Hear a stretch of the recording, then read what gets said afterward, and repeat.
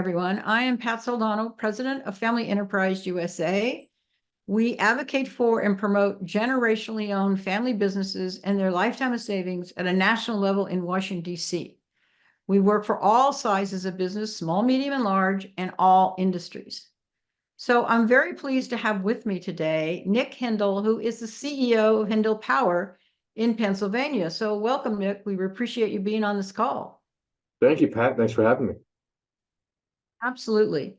So let's talk about the family business, and let's begin by talking about the background and the history. Maybe you can share with us a little bit about just that, the history of the company, how it got started, how old is it, where is it today in its life? Yeah, absolutely. So I'm technically the fourth generation of HindlePower, but the history is a little messy. And so sometimes I call myself the third as well. And I guess it depends what active story you have.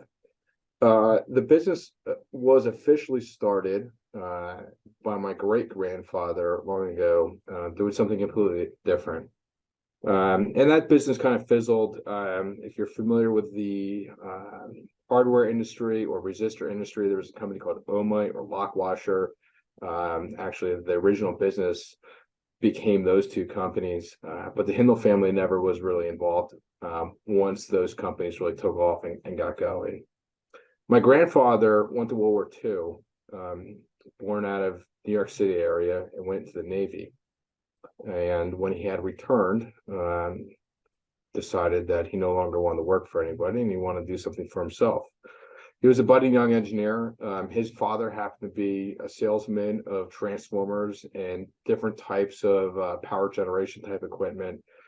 And so they decided he would, my grandfather take on the manufacturing and his father would take on some of the sales. And they got going, and they actually were in a warehouse down in Tribeca, when Tribeca and down in New York City still had manufacturing.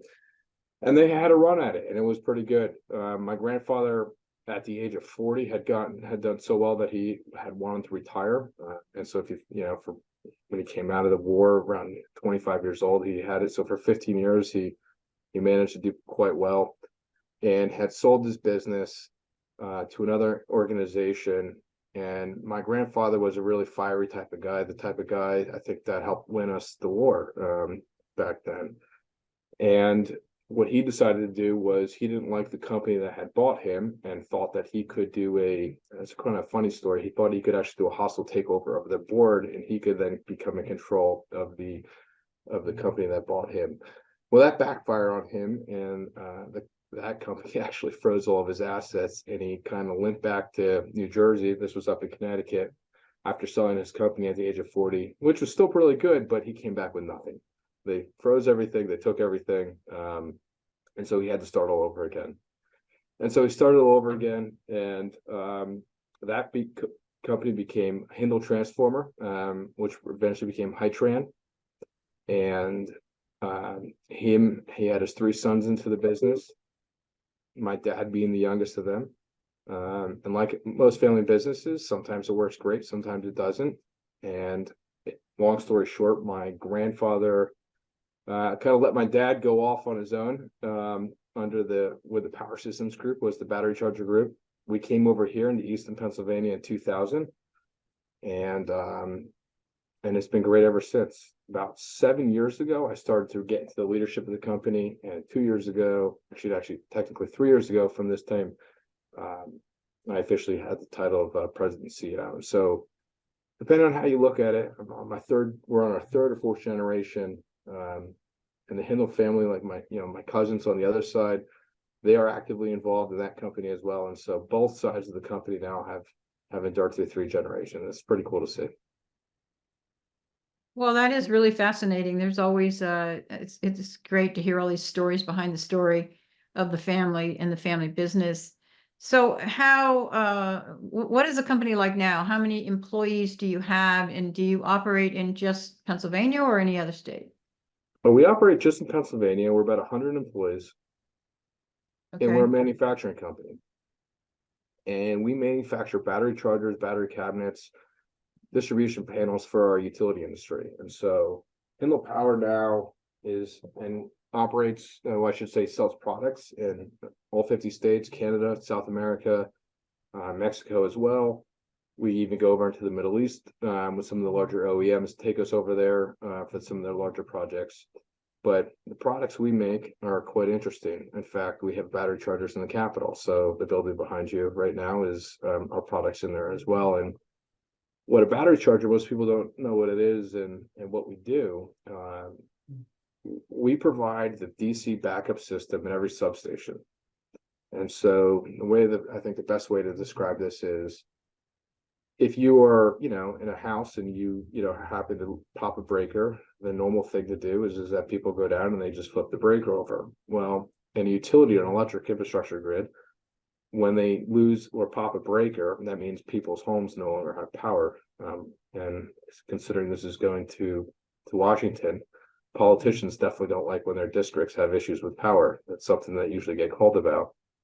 And so utilities are very, very sensitive to this issue, and it's a really important thing. And so every substation has a backup DC system so that when that breaker opens up, they don't have somebody that can just go and, take a crowbar and reclose that breaker. It requires a large lube or hydraulic pump in order to reclose that breaker. And our battery chargers charge the batteries and then hold up the entire DC system with all the critical communication equipment and all the monitoring equipment on it as well. And so we're, in a small way, part of the backbone of the entire electrical infrastructure grid of the country. And we're very proud about that.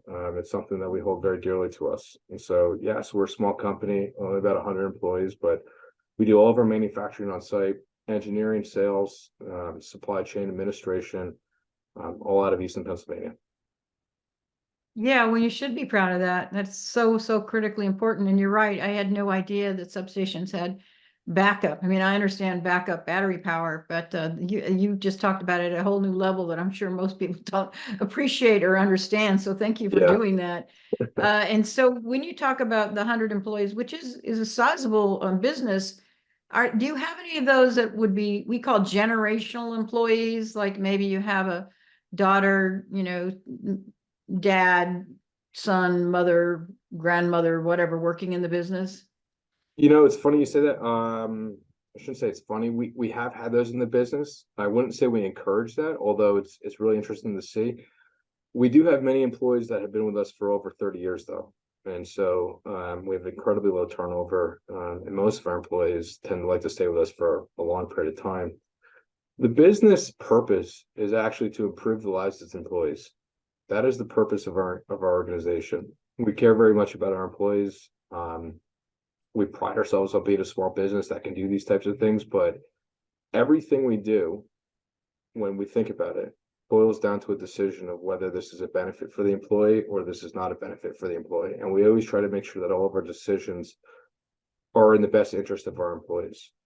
So no, we don't really have generational employees, but it is a great importance to us that we take great care of our employees. Well, that is fascinating to hear that your purpose is to promote the lives of your employees. Good for you for doing that. So let's talk about the business in trying to accomplish that purpose. How do you grow the business? What has been your kind of significant impediment to growth? And maybe you could answer that along the lines, or at least involve, how does legislation or regulation help or hinder your business? Sure. So let me start there first by talking about what it is that makes HindlePower so successful. And then I can kind of go into how I think the legislation, especially the tax legislation, and some of our other policies, I think that could help. So the way that our business works is every product of ours has to have outstanding quality. Mainly, I mean, that's a given if you go into the utility industry, but we really take it to the next level. Customer service is another thing that we absolutely focus on. We hyper focus on our customer service, and lead times, so productivity. And so how quickly can we get the products out the door? And if you think about that, well, and the other thing that's a little bit more internal to us is integrity. It's a guiding factor. We make sure that all of our employees share those values.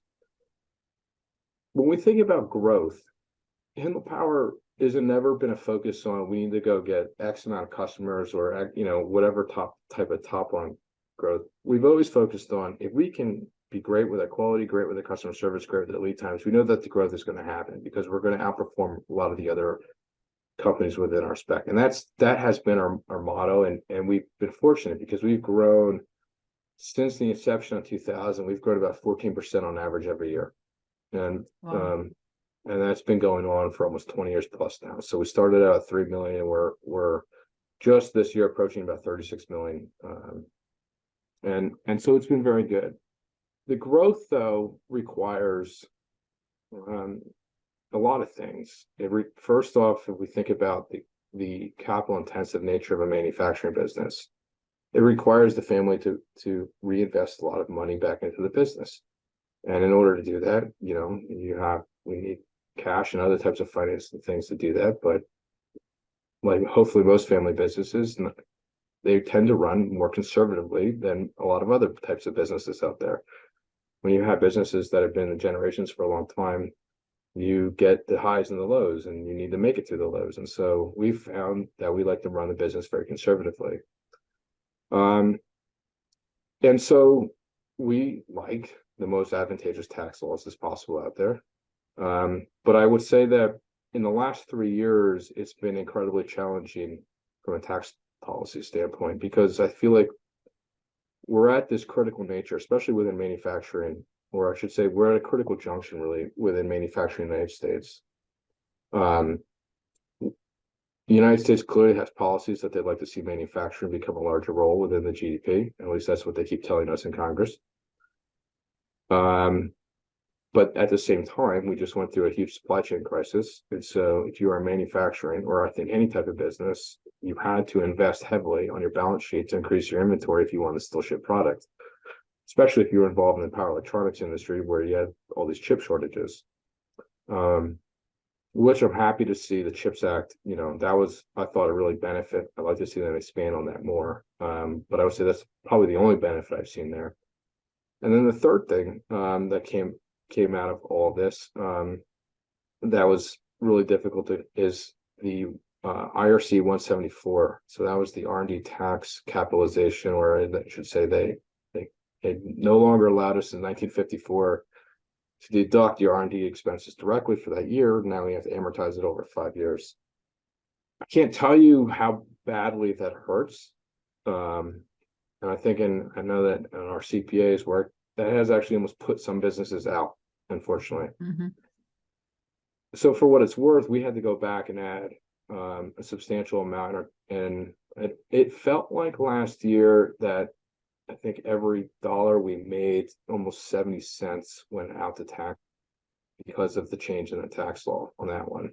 What we felt like the real numbers may be a little bit different, but it was above and beyond than we've ever experienced. And when you combine that with the amount of inventory that we've had to put on our shelves just to be able to ship product, and at the same time, some of the growth that's happening in demand, it created a perfect storm where we had, it got very tight.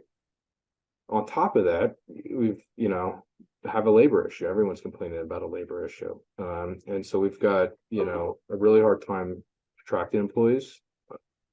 Although we're a little lucky, we've won best place to work in our local regional area a number of times. And so we tend to be an employer that people like to flock to, but finding skilled labor is difficult. Everyone's talked about this. And so, we'll train everyone. We'll even educate people for free to try to attract them. But it is a lot more difficult now to find the type of people that we need for our job. And so, and specifically in engineering, we have a real hard time finding engineers out there and finding good labor out there. And so I remember watching one of the videos, I think it was Holt, and he talked about the same things that we're having an issue with, which is it'd be great to see an immigration policy that made sense. And what I mean by makes sense, it can just be straightforward for the employers to figure out how to attract somebody. So, if we want to find an engineer from overseas, because I'll be honest, we've been about 14 months now trying to find an electrical engineer and have not been able to find one. 14 months. been going on it for. And they exist, but the documentation, the paperwork, and the legal process, is difficult. It's not easy to navigate, and there's not too, unless we go to some pretty serious immigration attorneys, it's not a straightforward process. So it feels just right now that the policies right now aren't making anything easier. It just seems like they're making things more difficult, I should say. Yeah, well, I'm really glad that you brought up the R&D expensing, because we're hearing that from many, many companies, and you're right, particularly hard hit are the manufacturing companies. So, and we're working on that. We think it's really important. As you know, it's in the tax bill that passed the House and that's sitting in the Senate to revert back to the expensing versus capitalization. You talked about some workforce issues, and thank you for doing that, because that's one of my questions. Skilled labor continues to be getting skilled labor. The hiring, retaining are always issues. So I really appreciate you talking about that. Are there any other workforce issues? And the fact that you're willing to train and even educate for free is incredible. Are there any other workforce issues that you're facing as a company? I mean, I would think those are the most major ones. Yeah, those are the most major ones. I think everyone deals with the remote issues, whether in company policies, and I think that will shake itself out. But it's the labor pool is just the barrel is much smaller, and then who's in the barrel to find is just much less, if that's the right way to put it. And I think it's a nice thing. It's a sign of a healthy economy. It seems like everyone is employed. But there's things I think we could be doing. I don't know so much at a federal level, but at a state level, I think there are things that definitely could be helping out there. I'd say it seems like there's a gap in the community colleges, especially within the universities as well, especially the state universities, and then the connection between the smaller business employees. Larger folks like around us, like Air Products, and Lutron and GE, some of the larger Fortune 500 companies, they've got entire teams dedicated towards just recruiting college kids. But we're not we don't unfortunately have the resources to do that. It'd be nice if it's a little bit easier, but shouldn't say I'm complaining. It just would be, it just seems like those paths coming to us aren't readily available. They're not easily apparent for the students to find these smaller types organizations like ourselves. Yeah, I understand. And you touched on immigration policy, which is a very important issue as well. And we hope that this country can focus more on that. It is a huge challenge, so we can get some relief for family business owners. Let's switch gears a little bit and talk about succession planning. That's always a big issue. Have your family done succession planning? Have you dealt with planning for the estate tax for the next generation to retain the business? Yeah, so we've started doing that. I think it's going in a good direction. Our goal is to make sure that the business can stay within the family for many generations to come. That's our goal. That's my goal as well. Yeah, the estate tax, as organizations and family-owned businesses get larger, especially when they experience growth in one generation, I think that really goes above and beyond. And the estate planning can get very difficult because the asset levels can grow really quickly. And then all of a sudden what happens is now we're in a battle to figure out, or I should say battle, but it becomes very complicated, very tricky in order to get to figure out how to get all the assets out, utilize the gift tax as much as we can, utilize the trust structures as much as we possibly can as well, in order to set up the next generation.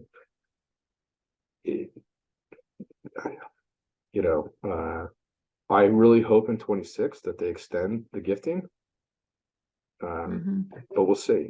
I'm concerned that we're running the deficit, and if I was in legislation and government, my personal opinion, and there's somewhere in the realm of 20 to $60 trillion in the baby boomers that's going to come down. Why? And I'm the government, I'm in a deficit. Why would I want to not have a piece of that? So I'm not optimistic that it's going to be beneficial. I think the guidelines are the guidelines, and it's up to the families to figure it out. And the earlier you start, the easier it is. But yeah, it'd be great if they got rid of the 40% tax credit. That'd be fantastic. Yeah, well, I think it's wishful thinking though. I'm with you, is that, you know, it is really a horrible tax on families because you can only do so much planning because you can't really plan your death. And and you're right, it appears there's a lot of revenue there, but the fact is it's never raised, the estate tax has never raised more than 1.5% of revenue. So it's a little bit of a drop in the bucket. So I think there's a perception there's a lot of revenue, but I'm not sure that at the end of the day there is. But you're right, if they would keep the exemption, you know, families can do a lot of planning. If they drop it back down, it's going to become, I mean, it's going to become almost impossible for a lot of families to figure out their planning. You're absolutely right. So I want to ask you, what about your structure? Are you a pass-through entity? So are you an S corp or an LLC or an LP, or are you a regular C corporation? We're an S corp, and we're in the process right now of transferring all the shares into a trust. And Okay. so that's the method that we've chosen through. We've done that because we feel it's the best way to secure the company for the long term, you know, for the future, so that the company stays whole and can protect itself the best it can from generational tax issues. Yeah, well, that's smart. So what we need to worry about is a provision that was in the Build Back Better Act that fortunately got pulled, that most people didn't pay attention to, and that is a surtax on trust income with only a $200,000 threshold. So what they were advocating for is an additional 5% income tax on the top of the 37% you're already paying if you make more than $200,000 in a trust. And if you have your business in a trust, you can see that $200,000 isn't much money. So we've been fighting against that because there are a certain amount of family businesses like yourself that hold their family business through a trust. And the reason I asked you about S corp is S corps have the disadvantage of being a pass through. So you're paying that ordinary income 37% tax. And we have found that almost 80% of family businesses operate as a pass through entity. So so you're in good company there. Yeah. Yeah, and we have made the designation too. So on the trust for the QSST. So I'm, you know, I hope, yeah, you guys can keep fighting the fight. That'd be much appreciated. Thank you. Yeah, and well, we appreciate your appreciation of us because we believe what we're doing is important. So my final question to you revolves around charitable giving. We have learned that family businesses are typically very charitable and usually charitable in a local manner. So maybe you could just talk to us a little bit about how you do charitable giving through the company, maybe through the employees. How do you handle that? Yeah, so I go back to well, there's really two parts to this answer. So the first thing is that, you know, the mission of the company, I should say the purpose of the company is really to improve the lives of our employees. And so we have a gain sharing program. And I would say almost all of our additional funds from charitable giving always go back to the employee. And so, for instance, last year we gave back almost $650,000 back to our employees in the form of gain sharing. And we've done that, you know, we've always done that, but it just falls within line of the purpose of the organization. We do also, though, give out charitable organizations around us as well. And to your point, yeah, we do stay hyper local. And so we're in the city of Easton. And so we give back to an organization called the Greater Easton Development Partnership. It's an organization that actually I happen to be involved with, and the organization does a lot of the, I should say, it helps out with a lot of the things around our local city. So, I mean, you can't get any more local than that. And then we also help out with the Children's Home of Easton, which is a local orphanage for teenagers trying to find their way as well. Those are the two things. We try to stay simple. But yes, we don't do anything nationally. We are hyper local. However, the bulk and our focus is always giving back to our employees. Well, that's excellent. And that's why you have employees that stay on 30 years plus. Yeah. They appreciate it. Yeah. Well, Nick, this has been very, very interesting and very helpful, I know, for all the viewers that are going to watch this. So I really appreciate your time. I really appreciate your candor and your excellent comments on this video call today. No, I appreciate it. Thank you for having me.